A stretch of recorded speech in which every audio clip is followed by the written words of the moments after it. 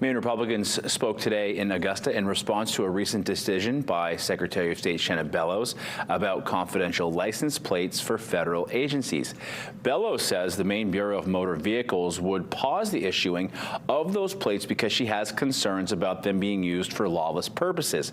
Republicans today said that decision is dangerous for local and federal law enforcement as well as Maine communities. They're calling on both Bellows and Governor Mills to cooperate with federal agencies.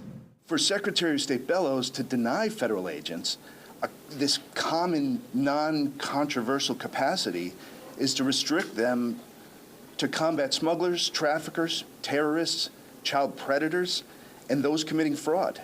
So really, to restrict registrations of this type to federal unmarked vehicles is not only petty, it's disgusting, and serves to allow these vehicles to be identified by people who should not be able to identify them.